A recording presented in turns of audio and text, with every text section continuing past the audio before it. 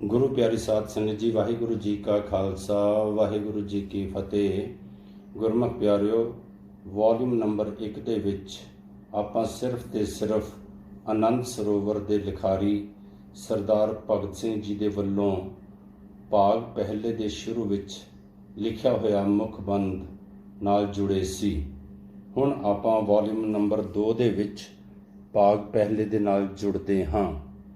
ਪਹਿਲਾ ਭਾਗ ਜੀਵਨ ਕਥਾ। ਪੰਡਤ ਸੂਰ ਛਤਰਪਤ ਰਾਜਾ ਭਗਤ ਬਰਾਬਰ ਔਰ ਨਾ ਕੋਈ, ਬਿਲਾਵਲ ਰਵਿਦਾਸ। ਮਾਲਵੇ ਦੀ ਧਰਤੀ ਇੱਕ ਇਤਿਹਾਸਕ ਤੇ ਭਾਗਾਂ ਵਾਲੀ ਧਰਤੀ ਹੈ। ਸਿੱਖ ਪੰਥ ਦੀਆਂ ਕਈ ਪ੍ਰਸਿੱਧ ਹਸਤੀਆਂ ਨੂੰ ਪੈਦਾ ਕਰਨ ਦਾ ਮਾਣ ਇਸ ਨੂੰ ਪ੍ਰਾਪਤ ਹੋਇਆ ਹੈ। ਇਸੇ ਵਿੱਚ ਹੀ ਭਾਈ ਭਗਤੂ ਜਿਹੇ ਮਹਾਨ ਗੁਰਸਿੱਖ ਹੋਏ ਤੇ ਇਸੇ ਨੇ ਹੀ ਭਾਈ ਰੂਪਾ ਤੇ ਉਸਦੇ ਪਿਤਾ ਭਾਈ ਸਾਧੂ ਨੂੰ ਜਨਮ ਦਿੱਤਾ, ਜਿਨ੍ਹਾਂ ਦੇ ਪ੍ਰੇਮ ਖਿੱਚ ਨੇ ਸਾਹਿਬ ਸ੍ਰੀ ਗੁਰੂ ਹਰਗੋਬਿੰਦ ਜੀ ਮਹਾਰਾਜ ਨੂੰ ਕੇਵਲ ਸੀਤਲ ਜਲ ਛਕਣ ਦੇ ਲਈ ਕਈ ਕੋਹਾਂ ਤੋਂ ਕੜਕਦੀ ਧੁੱਪ ਵਿੱਚ ਬੁਲਾਇਆ। ਮਾਰਵਾ, ਮਾਰੂਥਲ, ਮੋਗਾ ਤੇ ਜਗਰਾਉਂ ਦੀਆਂ ਤਹਿਸੀਲਾਂ ਇਸ ਦੇ ਕੇਂਦਰ ਸਮਝੇ ਜਾਂਦੇ ਹਨ। ਫਿਰ ਇਹਨਾਂ ਦੀ ਸੰਤਾਨ ਦੇ ਅੰਮ੍ਰਿਤਧਾਰੀ ਸਿੰਘਾਂ ਭਾਈ ਪਰਮ ਸਿੰਘ ਤੇ ਭਾਈ ਧਰਮ ਸਿੰਘ ਨੇ ਸਾਹਿਬ ਸ੍ਰੀ ਗੁਰੂ ਕਲਗੀਧਰ ਦੀ ਸੇਵਾ ਕੀਤੀ। ਜਦ ਸਾਹਿਬ ਮਾਛੀਵਾੜੇ ਤੋਂ ਹੋ ਕੇ ਦੀਨੇ ਠਹਿਰੇ ਤੇ ਪ੍ਰੇਮ ਵਸ ਹੋ ਕੇ ਨੀਲਾ ਬਾਣਾ ਉਤਾਰ ਕੇ ਸੇਵਕਾਂ ਦੇ ਲਿਆਂਦੇ ਚਿੱਟੇ ਬਸਤਰ ਪਹਿਨ ਕੇ ਉਹਨਾਂ ਨੂੰ ਨਿਵਾਜਿਆ। ਇਸੇ ਹੀ ਇਲਾਕੇ ਦੇ ਕਈ ਥਾਵਾਂ ਉੱਤੇ ਕਲਗੀਆਂ ਵਾਲੇ ਨੇ ਅਨੇਕ ਕੌਤਕ ਵਰਤਾਏ। ਬੇਅੰਤ ਸੰਗਤਾਂ ਨੂੰ ਨਿਹਾਲ ਕੀਤਾ। ਖਿਦਰਾਣੇ ਦੀ ਢਾਬ ਦੇ ਯੁੱਧ ਪਿੱਛੋਂ 40 ਮੁਕਤਿਆਂ ਨੂੰ ਅਮਰ ਕਰਕੇ ਮੁਕਤਸਰ ਦਾ ਮਹਾਨ ਤੀਰਥ ਕਾਇਮ ਕੀਤਾ। ਇਸੇ ਹੀ ਪਾਸੇ ਤਲਵੰਡੀ ਸਾਬੋ ਕੀ ਜਾਂਦਿਆਂ ਜਾਂਦਿਆਂ ਇੱਕ ਸਥਾਨ ਤੇ ਕਮਰ ਕੱਸਾ ਖੋਲ੍ਹਿਆ ਜੋ ਦਮਦਮਾ ਸਾਹਿਬ ਤੇ ਗੁਰੂ ਕਾਂਸ਼ੀ ਦੇ ਨਾਮ ਤੇ ਪ੍ਰਸਿੱਧ ਹੋਇਆ। ਇਸੇ ਹੀ ਧਰਤੀ ਉੱਪਰ ਵਿਚਰਦਿਆਂ ਫੂਲ ਜੀ ਦੇ ਵੰਸ਼ ਨੂੰ ਹੋਰ ਵਰਦਾਨ ਦਿੱਤੇ, ਜਿਸ ਤੋਂ ਪ੍ਰਤਾਪੀ ਮਹਾਰਾਜਾ ਆਲਾ ਸਿੰਘ ਜਿਹੇ ਰਾਜਸੀ ਨੇਤਾ ਨੇ ਜਨਮ ਲਿਆ। ਬਾਬਾ ਰਾਮ ਸਿੰਘ ਜੀ ਭੈਣੀ ਸਾਹਿਬ ਵਾਲੇ ਨਾਮਧਾਰੀ, ਬਾਬਾ ਆਲਮ ਸਿੰਘ ਜੀ ਜਿਹੇ ਯੋਧਾ, ਸੰਤ ਬਾਬਾ ਹਰਨਾਮ ਸਿੰਘ ਜੀ ਭੁੱਚੋ ਵਾਲੇ ਜਿਹੇ ਬ੍ਰਹਮ ਗਿਆਨੀ, ਸੰਤ ਅਤਰ ਸਿੰਘ ਜੀ ਮਸਤੂਆਣੇ ਵਰਗੇ ਨਾਮ ਰਸੀਏ ਇਸੇ ਹੀ ਧਰਤੀ ਤੇ ਲਾਲ ਸਨ। ਸੰਤ ਬਾਬਾ ਸ਼ਾਮ ਸਿੰਘ ਜੀ ਬ੍ਰਹਮ ਗਿਆਨੀ ਤੇ ਕੀਰਤਨੀਏ, ਸੰਤ ਗੁਰਮੁਖ ਸਿੰਘ ਜੀ ਪਟਿਆਲੇ ਵਾਲੇ ਜਿਹੇ ਸੇਵਾ ਦੇ ਪੁੰਜ, ਪੰਡਤ ਈਸ਼ਰ ਸਿੰਘ ਜੀ ਦੋਦਰ ਵਾਲਿਆਂ ਜਿਹੇ ਮਹਾਵਿਦਵਾਨ, ਪੰਡਤ ਦੇਵਾ ਸਿੰਘ ਜੀ ਵਰਗੇ ਵਿਰਕਤ ਤੇ ਆਤਮ ਸ਼ਕਤੀਵਾਨ, ਸੰਤ ਸੁੰਦਰ ਸਿੰਘ ਜੀ ਭਿੰਡਰਾਂ ਵਾਲਿਆਂ ਜਿਹੇ ਗਿਆਨੀ ਤੇ ਬਾਣੀ ਵਕਤਾ, ਸੰਤ ਗੁਲਾਬ ਸਿੰਘ ਜੀ ਘੋਲੀਏ ਵਾਲਿਆਂ ਜਿਹੇ ਵਿਰਕਤ ਵੈਦ ਤੇ ਪੰਡਤ, ਸੰਤ ਮਨੀ ਸਿੰਘ ਜੀ ਜਿਹੇ ਮਨਮੋਹਨ ਕੀਰਤਨੀਏ ਇਸੇ ਹੀ ਪਾਸੇ ਦੇ ਪ੍ਰਤਿਸ਼ਠ ਵਿਅਕਤੀ ਹੋ ਚੁੱਕੇ ਹਨ। ਜਗਰਾਉਂ ਦੇ ਉੱਤਰ ਪੱਛਮ 3 ਕੁ ਮੀਲ ਦੀ ਵਿੱਥ ਤੇ ਸ਼ੇਰਪੁਰ ਕਲਾਂ ਨਾਮੀ ਇੱਕ ਪੁਰਾਣਾ ਤੇ ਘੁੱਗ ਵਸਦਾ ਨਗਰ ਹੈ। 19ਵੀਂ ਸਦੀ ਦੇ ਪਿਛਲੇ ਅੱਧ ਵਿੱਚ ਇੱਥੇ ਲਗਭਗ 300 ਟੱਬਰਾਂ ਦੀ ਵਸੋਂ ਸੀ, ਜਿਸ ਵਿੱਚ ਅੱਧੀ ਕੁ ਤਾਂ ਮੁਸਲਮਾਨਾਂ ਦੀ ਸੀ, ਜੋ ਗੁੱਜਰ, ਬੌਰੀਏ ਤੇ ਹਾਰਨੀ ਕੌਮਾਂ ਵਿੱਚੋਂ ਸਨ। ਬਾਕੀ ਅੱਧੀ ਵਿੱਚ 1.5 ਕੁ ਸੌ ਘਰ ਦੂਜੇ ਹੋਣਗੇ, 100 ਕੁ ਜੱਟ ਜ਼ਿਮੀਂਦਾਰਾਂ ਦੇ, 20-25 ਬ੍ਰਾਹਮਣਾਂ ਤੇ ਨਾਮਾਂ ਬੰਸੀਆਂ ਦੇ ਤੇ 30 ਕੁ ਕਾਰੀਗਰਾਂ ਦੇ ਘਰ ਸਨ। ਪਰ ਇਸ ਛੋਟੇ ਜਿਹੇ ਪਿੰਡ ਨੇ ਕਈ ਉੱਚ ਹਸਤੀਆਂ ਨੂੰ ਜਨਮ ਦਿੱਤਾ, ਜਿਨ੍ਹਾਂ ਨੂੰ ਜੇ ਸ਼ੇਰਪੁਰੇ ਦੇ ਸ਼ੇਰ ਕਿਹਾ ਜਾਏ ਤਾਂ ਵੀ ਟੁਕਦਾ ਹੈ। ਜ਼ਿਮੀਂਦਾਰਾਂ ਵਿੱਚੋਂ ਬੀਰਮਦਾਸ ਜੀ ਉਦਾਸੀ ਸਾਧੂ ਤੇ ਬਾਬੂ ਅਮਰ ਸਿੰਘ ਜੀ ਦੇ ਨਾਮ ਮਸ਼ਹੂਰ ਹਨ। ਬਾਬੂ ਅਮਰ ਸਿੰਘ ਜੀ ਨੂੰ ਲੇਖਕ 19/11/1959 ਨੂੰ ਪਿੰਡ ਸੋਹਲੀ ਜਾ ਕੇ ਮਿਲਿਆ। ਉਸ ਵੇਲੇ ਉਹਨਾਂ ਦੀ ਉਮਰ 79 ਸਾਲ ਦੀ ਸੀ। ਸ਼ੇਰਪੁਰ ਇਹਨਾਂ ਨੇ ਛੋਟੀ ਉਮਰ ਵਿੱਚ ਹੀ ਛੱਡ ਦਿੱਤਾ, ਭਾਵੇਂ ਸ਼ੁਰੂ ਵਿੱਚ ਆਉਂਦੇ ਜਾਂਦੇ ਰਹੇ। ਜਵਾਨੀ ਦਾ ਸਮਾਂ ਸਿਆਮ ਬਰਮਾ ਵਿੱਚ ਕੱਟਦੇ ਹੋਏ ਕ੍ਰਾਂਤੀਕਾਰੀ ਅੰਦੋਲਨ ਦੇ ਵਿੱਚ ਬੜਾ ਭਾਗ ਲਿਆ ਤੇ ਨਾਮਣਾ ਖੱਟਿਆ। 20 ਵਰ੍ਹਿਆਂ ਤੋਂ ਵੱਧ ਜੇਲ੍ਹਾਂ ਕੱਟੀਆਂ ਤੇ ਫਾਂਸੀ ਦੇ ਤਖਤੇ ਤੋਂ ਮਸਾਂ ਬਚੇ। ਕਾਰੀਗਰਾਂ ਦੇ ਘਰਾਣਿਆਂ 'ਚੋਂ ਨਿਰਵਾਣ ਸੰਤ ਅਰਜਨ ਦਾਸ ਦੁੱਧਾ ਧਾਰੀ ਉੱਗੇ ਹੋਏ ਹਨ।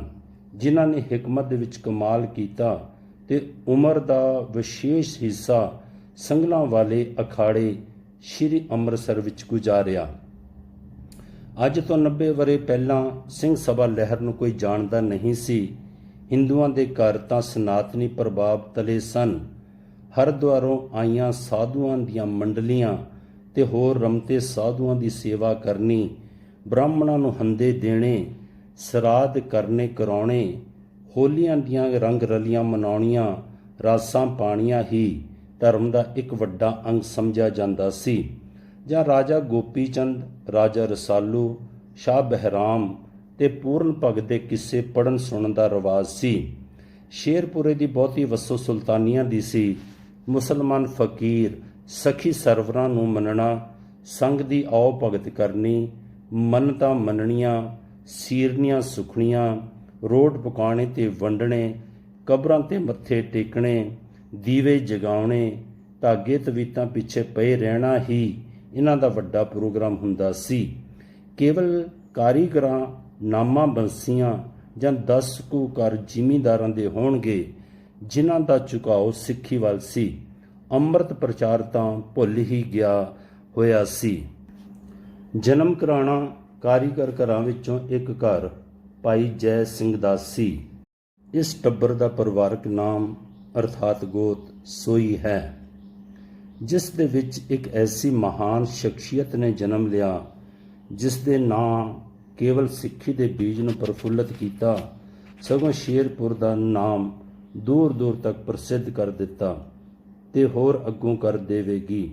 ਭਾਈ ਜੈ ਸਿੰਘ ਦਾ ਆਪਣਾ ਸੁਭਾਅ ਖੁੱਲ੍ਹਾ ਜਿਹਾ ਸੀ ਤੇ ਕੋਈ ਵਿਸ਼ੇਸ਼ ਧਾਰਮਿਕ ਵਿਚਾਰ ਨਹੀਂ ਸਨ।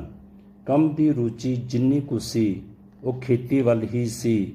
ਗੁਜ਼ਾਰਾ ਮਾਮੂਲੀ ਜਿਹਾ, ਕੁਝ ਜੱਦੀ ਜ਼ਮੀਨ ਦੀ ਉਪਜ ਤੇ ਕੁਝ ਕਿਰਤ ਦੀ ਆਮਦਨੀ। ਪਰ ਇਸ ਕਰ ਨੂੰ ਭਾਗ ਲਾਇਆ ਤਾਂ ਭਾਈ ਜੈ ਸਿੰਘ ਦੀ ਧਰਮ ਪਤਨੀ ਨੇ, ਜੋ ਇੱਕ ਬੜੀ ਸਤੀ, ਸੰਜਮੀ ਤੇ ਸਿਆਣੀ ਗ੍ਰਹਿਣੀ ਸਨ। ਨਾਮ ਸੀ ਇਹਨਾਂ ਦਾ ਮਾਤਾ ਸਦਾ ਕੌਰ, ਜਿਨ੍ਹਾਂ ਦਾ ਪੇਕਾ ਘਰ ਸੀ ਇਸੇ ਪਾਸੇ ਦੇ ਇੱਕ ਨੇੜੇ ਦੇ ਪਿੰਡ ਬਦਨੀ ਕਲਾਂ ਵਿੱਚ।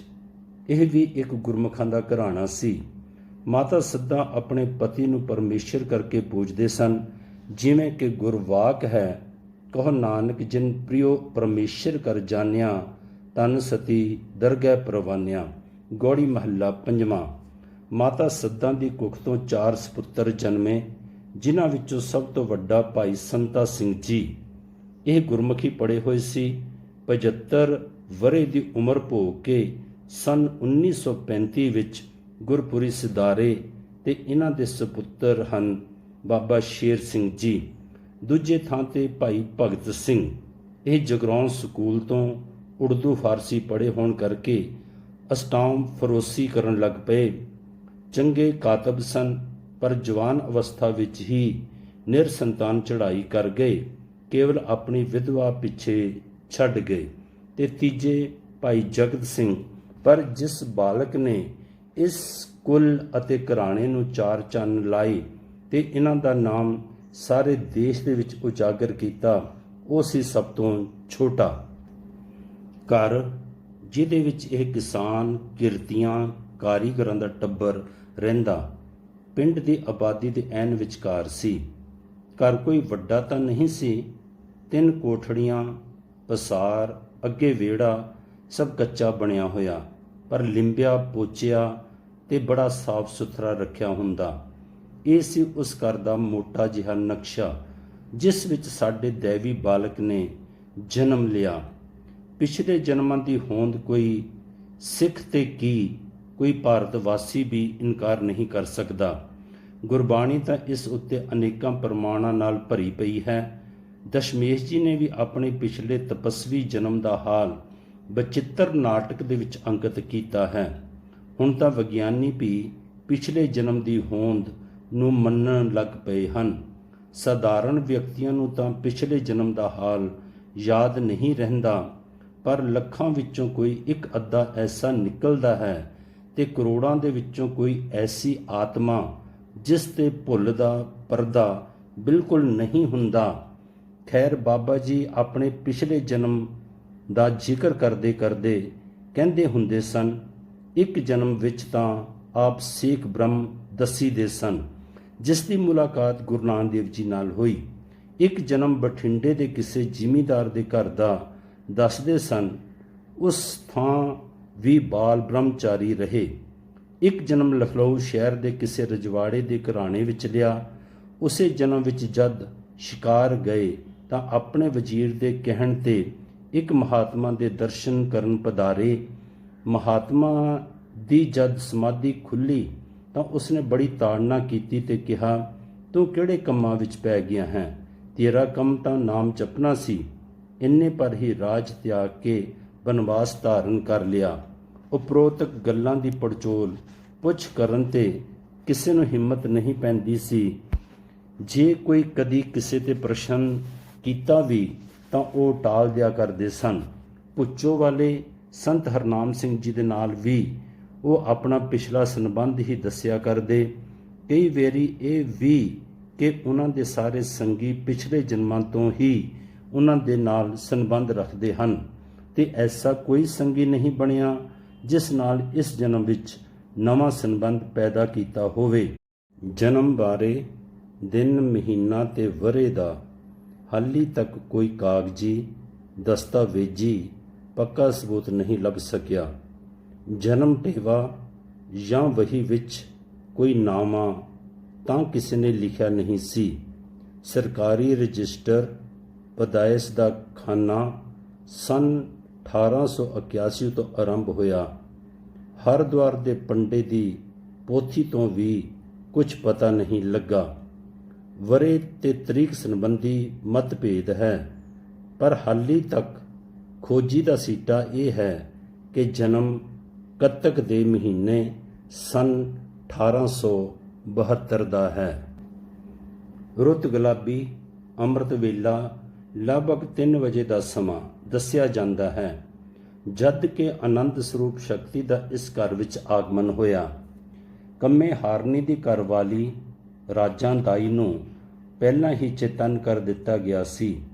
ਮਾਤਾ ਸੱਦਾਂ ਦਾ ਆਪਣਾ ਸੁਭਾਅ ਇਤਨਾ ਮਿੱਠਾ ਤੇ ਪਿਆਰ ਭਰਿਆ ਸੀ ਕਿ ਗੁਆਂਢ ਦੇ ਜ਼ਿਮੀਂਦਾਰਾਂ ਦੇ ਘਰ ਵਿੱਚੋਂ ਬੀਬੀ ਚੰਦੋ ਤੇ ਆਸੋ ਵੀ ਸਮਾਂ ਜਾਣ ਕੇ ਵੇਲੇ ਸਿਰ ਪਹੁੰਚ ਗਈਆਂ।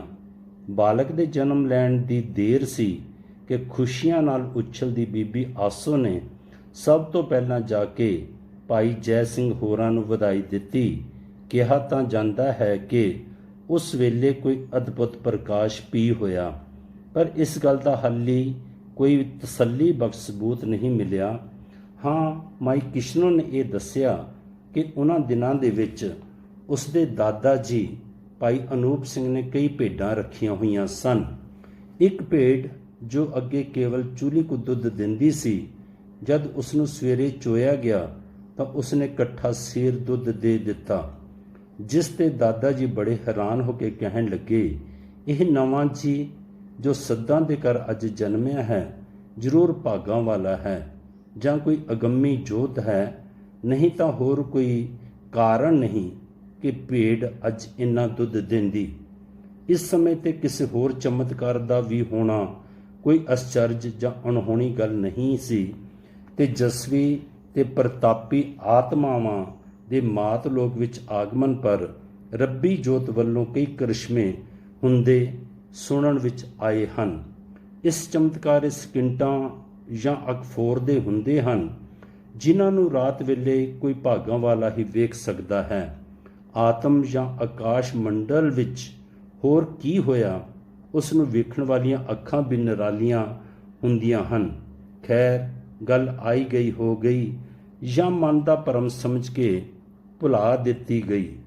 ਉਸ ਵੇਲੇ ਕਿਸ ਨੂੰ ਇਹ ਖਿਆਲ ਆ ਸਕਦਾ ਸੀ ਕਿ ਇੱਕ ਸਧਾਰਨ ਜਾਂ ਨਿਮਾਣੇ ਜਿਹੇ ਘਰ ਵਿੱਚ ਕੋਈ ਅਲੌਕਿਕ ਘਟਨਾ ਵਾਪਰ ਸਕਦੀ ਹੈ, ਜਾਂ ਇਹੋ ਜਿਹੇ ਕਲਾਵਾਨ ਹਸਤੀ ਜਨਮ ਧਾਰ ਸਕਦੀ ਹੈ ਜਿਹੀ ਕਿ ਕਰਨੀਆਂ ਤੋਂ ਪਿੱਛੋਂ ਸਿੱਧ ਹੋਈ, ਜੋ ਆਪ ਜਿਉਂਦੀ ਸੀ ਤੇ ਜਿਸ ਨੇ ਹੋਰਨਾਂ ਨੂੰ ਜੀਵਨ ਦਾਨ ਦਿੱਤਾ, ਪਰ ਜਿਸ ਘਰਾਣੇ ਨੂੰ ਵੀ ਕੋਈ ਮਹਾਨ ਆਤਮਾ ਆਪਣੇ ਜ਼ਹੂਰ ਲਈ ਚੁਣ ਲਵੇ ਜਾਂ ਜਿਸ ਕੁੱਖ ਤੇ ਦੈਵੀ ਸ਼ਕਤੀ ਤਰੁੱਟ ਪਵੇ, ਉਸ ਨੂੰ ਕੌਣ ਰੋਕ ਸਕਦਾ ਹੈ। ਇਹੋ ਜਿਹੀਆਂ ਮਹਾਨ ਆਤਮਾਵਾਂ ਕੇਵਲ ਸੰਸਾਰ ਦੀ ਕਲਿਆਣ ਲਈ ਹੀ ਮਨੁੱਖੀ ਜਾਮਾ ਧਾਰਨ ਕਰਦੀਆਂ ਹਨ। ਜੇਲ੍ਹਖਾਨੇ ਦੇ ਅੰਦਰ ਕੈਦੀ ਵੀ ਜਾਂਦਾ ਹੈ ਤੇ ਜੇਲ੍ਹ ਦਾ ਅਫਸਰ ਤੇ ਡਾਕਟਰ ਵੀ, ਪਰ ਉਹਨਾਂ ਦੇ ਜਾਣ ਵਿੱਚ ਫਰਕ ਹੁੰਦਾ ਹੈ। ਇਸ ਪ੍ਰਥਾਏ ਇਹ ਗੁਰਵਾਕ ਢੁਕਦਾ ਹੈ, ਜਨਮ ਮਰਨ ਦੋਹੂ ਮੈਂ ਨਾਹੀਂ, ਜਨ ਪਰ ਉਪਕਾਰੀ ਆਏ, ਜੀ ਦਾਨ ਦੇ ਭਗਤੀ ਲਾਇਨ, ਹਰ ਸਿਉ ਲੈਨ ਮਿਲਾਏ। ਸੂਹੀ ਮਹੱਲਾ ਪੰਜਵਾਂ। ਜਗਤ ਨੂੰ ਐਸੇ ਪਰ ਉਪਕਾਰੀ ਮਹਾਂਪੁਰਖਾਂ ਦੀ ਲੋੜ ਵੀ ਪੈਂਦੀ ਰਹਿੰਦੀ ਹੈ, ਕਿਉਂਕਿ ਮਹਾਂਪੁਰਖਾਂ ਤੋਂ ਬਿਨਾਂ ਸੰਸਾਰ ਸੁੰਝਾ ਹੁੰਦਾ ਹੈ। ਇੱਕ ਅੰਗਰੇਜ਼ ਮੁਹਾਵਰੇ ਅਨੁਸਾਰ ਮਹਾਂਪੁਰਖ ਸਾਲਟ ਆਫ ਦਾ ਅਰਥ ਹੁੰਦੇ ਹਨ ਤੇ ਮਨੁੱਖ ਸਮਾਜਾਂ ਨੂੰ ਗਿਰਨ ਤੇ ਗਲਣ ਤੋਂ ਇਹੋ ਹੀ ਬਚਾਉਂਦੇ ਹਨ। ਇਹ ਰੱਬੀ ਮਨੁੱਖ ਜੇ ਨਾ ਹੋਣ ਤਾਂ ਦੁਨੀਆ ਮਰ ਹੀ ਜਾਏ, ਕਿਉਂਕਿ ਇਹ ਸੰਸਾਰ ਲਈ ਚਾਨਣ, ਗਰਮਾਇਸ਼ ਤੇ ਜੀਵਨ ਹੁੰਦੇ ਹਨ। ਮਾਈ ਕਿਸ਼ਨ ਕੌਰ ਨੇ ਦੱਸਿਆ ਕਿ ਮਾਤਾ ਸੱਦਾ ਜੀ ਨਾ ਕੇਵਲ ਸੁਘੜ ਤੇ ਸਿਆਣੇ ਸਨ, ਸਗੋਂ ਸੰਤ ਸੇਵੀ ਵੀ ਸਨ। ਉਹਨਾਂ ਦਾ ਸੁਭਾਅ ਬੜਾ ਉਦਮੀ, ਚਿੱਤ ਉਦਾਰ, ਦਿਲ ਖੁੱਲ੍ਹਾ ਤੇ ਦਾਨੀ ਸੀ। ਦੱਸਿਆ ਜਾਂਦਾ ਹੈ ਕਦੇ ਕਿਸੇ ਅਤਿਥੀ ਨੂੰ ਘਰੋਂ ਖਾਲੀ ਨਹੀਂ ਟੋਰਦੇ ਸਨ।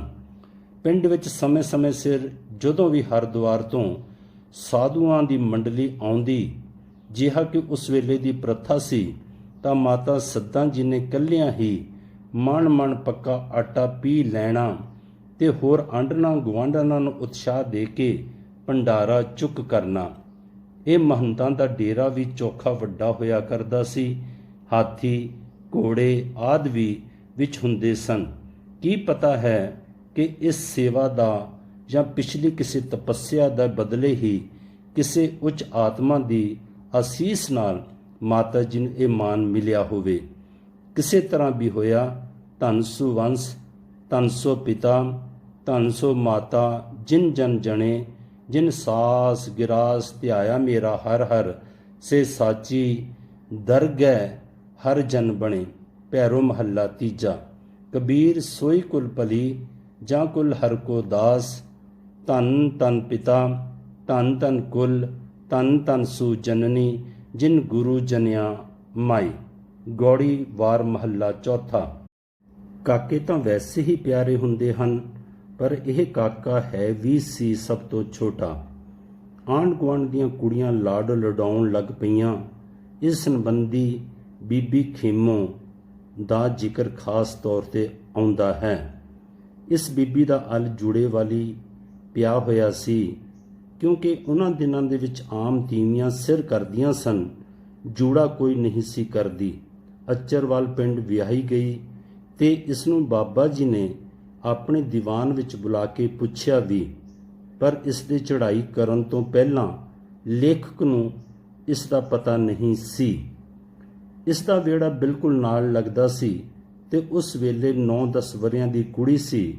ਸਿਰ ਤੇ ਬਾਗ ਲੈ ਕੇ ਉਸਨੇ ਝੱਟ ਨੀਵੀਂ ਜਿਹੀ ਕੰਧ ਲੰਘ ਜਾਣਾ ਤੇ ਕਾਕੇ ਨੂੰ ਪੀੜੀ ਤੋਂ ਚੁੱਕ ਲੈਣਾ। ਫਿਰ ਕਿੰਨਾ ਚਿਰ ਪਿਆਰ ਨਾਲ ਖਿਡਾਉਣਾ। ਪਾਣਾ ਕਰਤਾਰ ਦਾ ਕਿ ਬੱਚਾ ਹਾਲੀ 6 ਮਹੀਨੇ ਦਾ ਹੀ ਹੋਇਆ ਸੀ ਕਿ ਮਾਤਾ ਜੀ ਨੂੰ ਦਰਗਾਹੀ ਸੱਦਾ ਆ ਗਿਆ ਤੇ ਦੁੱਧ ਚੁੰਗਾਉਣ ਦੀ ਸੇਵਾ ਚਾਚੀ ਕਿਰਪੋ ਦੇ ਸਪੁਰਦ ਹੋ ਗਈ, ਜਿਸ ਦਾ ਆਪਣਾ ਬੱਚਾ ਇਸੇ ਉਮਰ ਦਾ ਸੀ, ਜਿਸ ਦਾ ਨਾਮ ਰਾਮ ਸਿੰਘ ਪਿਆ। ਕੁਝ ਇਸ ਤਰ੍ਹਾਂ ਦੇ ਹਾਲਾਤ ਵਿੱਚ ਇਸ ਦੈਵੀ ਬੱਚੇ ਨੂੰ ਪਲਣਾ ਪਿਆ। ਘਰ ਵਿੱਚ ਟੱਬਰ ਚੌਖਾ ਹੋਣ ਕਰਕੇ ਗਹਿਮਾ ਗਹਿਮੀ ਲੱਗੀ ਰਹਿਣੀ। ਭਾਈ ਜੈ ਸਿੰਘ ਦੇ 4 ਵੱਡੇ ਪੁੱਤਰ, ਪਿਤਾ, ਮਾਤਾ, ਨੂੰਹ ਆਦਿ ਕਿੰਨੇ ਹੀ ਜੀ ਰੋਟੀ ਖਾਣ ਵਾਲੇ ਹੋ ਜਾਂਦੇ। ਬਾਲਪਨ ਪਿੰਡਾਂ ਵਿੱਚ ਉਸ ਸਮੇਂ ਕੋਈ ਮਦਰਸਾ ਜਾਂ ਸਕੂਲ ਤਾਂ ਹੈ ਨਹੀਂ ਸੀ। ਜਗਰਾਵਾਂ ਸ਼ਹਿਰ ਜਰਾ ਦੂਰ ਹੀ ਪੈਂਦਾ। ਨਗਰ ਵਿੱਚ ਗੁਰਦੁਆਰਾ ਵੀ ਨਹੀਂ ਸੀ ਜਿੱਥੇ ਕਿ ਬਾਲਕ ਪੜ੍ਹਨ ਜਾਂਦਾ। ਉਹਨਾਂ ਸਮਿਆਂ ਵਿੱਚ ਦੁਨਿਆਵੀ ਪੜ੍ਹਾਈ ਕਰਾਉਣ ਦਾ ਕੋਈ ਬਹੁਤਾ ਰਿਵਾਜ ਵੀ ਨਹੀਂ ਸੀ। ਘਰ ਵਿੱਚੋਂ ਕੋਈ ਪੜ੍ਹ ਗਿਆ ਤੇ ਕੋਈ ਨਾ ਪੜ੍ਹਿਆ ਤੇ ਘਰ ਦਾ ਪਿਤਾ ਪੁਰਖੀ ਕੰਮ ਕਰਨ ਲੱਗ ਪਿਆ। ਫਿਰ ਲਾਡਲੇ ਬੱਚੇ ਤਾਂ ਪੜ੍ਹਨ ਵਿੱਚ ਘੱਟ ਹੀ ਰੁਚੀ ਰੱਖਦੇ ਹਨ, ਪਰ ਕੌਣ ਜਾਣਦਾ ਸੀ ਕਿ ਇਸ ਦੈਵੀ ਬਾਲਕੇ ਨੇ ਕਿਹੋ ਜਿਹੀ ਪੜ੍ਹਾਈ ਕਰਨੀ ਹੈ। ਤੇ ਕਿੱਥੇ-ਕਿੱਥੇ ਜਾ ਕੇ ਹੋਰਨਾਂ ਨੂੰ ਆਤਮਿਕ ਵਿਦਿਆ ਪੜ੍ਹਾਉਣੀ ਹੈ। ਗੱਲ ਕੀ ਬਾਲਕੇ ਨੇ ਆਪਣਾ ਬਾਲਪਣ ਦਾ ਸਮਾਂ ਘਰੋਗੀ ਵਾਯੂਮੰਡਲ ਵਿੱਚ ਹੀ ਗੁਜ਼ਾਰਿਆ ਤੇ ਹੋਰ ਬਾਲਕਾਂ ਵਾਂਗ ਹੀ ਇਸ ਦਾ ਪਾਲਣ ਪੋਸ਼ਣ ਹੁੰਦਾ ਰਿਹਾ। ਘਰ ਦਾ ਪਿਤਾ ਪੁਰਖੀ ਕੀਤਾ ਦਸਤਕਾਰੀ ਤਾਂ ਸੀ ਹੀ, ਪਰ ਭੋਇੰ ਵੀ ਸੀ। ਪਤਾ ਲੱਗਦਾ ਹੈ ਕਿ ਭਾਈ ਜੈ ਸਿੰਘ ਇੱਕ ਖਾਸੀ ਚੰਗੀ ਜੋੜੀ ਬਲਦਾਂ ਦੀ ਰੱਖਦੇ ਸਨ। ਰੱਥ ਅੱਗੇ ਜੋਣ ਦੇ ਲਈ ਰੱਥ ਮਝੌਲੀ ਬਣਾਉਣ ਵਾਲੇ ਵੀ ਘਰ ਦੇ ਬੰਦੇ ਹੀ ਸਨ। ਸੋ ਰੱਥ ਵੀ ਇਹੋ ਜਿਹਾ ਕਿ ਨੇੜੇ ਤੇੜੇ ਕਿਸੇ ਦੇ ਪਾਸ ਨਹੀਂ ਸੀ ਮਿਲਦਾ। ਉਸ ਨੂੰ ਖਿੱਚਣ ਵਿੱਚ ਬਲਦਾਂ ਦੀ ਜੋੜੀ ਸਭਨਾਂ ਰੱਥਾਂ ਨੂੰ ਪਿੱਛੇ ਸੁੱਟ ਜਾਂਦੀ। ਜਦ ਕਦੀ ਛਪਾਰ ਜਾਂ ਹੋਰ ਕਿਸੇ ਮੇਲੇ ਤੇ ਜਾਣ ਦਾ ਅਵਸਰ ਹੁੰਦਾ, ਸੋ ਇਹੋ ਜਿਹੇ ਰਲਵੇਂ ਮਿਲਵੇਂ ਕੰਮਾਂ ਵਿੱਚ ਮਾਲਕ ਆਪਣੇ ਵਡੇਰਿਆਂ ਦਾ ਹੱਥ ਵਟਾਉਂਦਾ ਰਿਹਾ। ਭਾਈ ਭਗਤ ਸਿੰਘ ਉਰਦੂ ਫਾਰਸੀ ਦੇ ਛੁੱਟ ਗੁਰਮੁਖੀ ਵੀ ਚੰਗੀ ਪੜ੍ਹਿਆ ਹੋਇਆ ਸੀ। ਜਿਵੇਂ ਕਿ ਅੱਗੇ ਦੱਸਿਆ ਗਿਆ ਹੈ, ਕੇਵਲ ਥੋੜ੍ਹੇ ਜਿਹੇ ਘਰਾਂ ਦੀ ਹੀ ਗੁਰਮੁਖੀ ਵੱਲ ਰੁਚੀ ਸੀ, ਜਿਸ ਨੂੰ ਵਧਾਉਣ ਵਿੱਚ ਇਸ ਦਾ ਵੀ ਬੜਾ ਹੱਥ ਸੀ।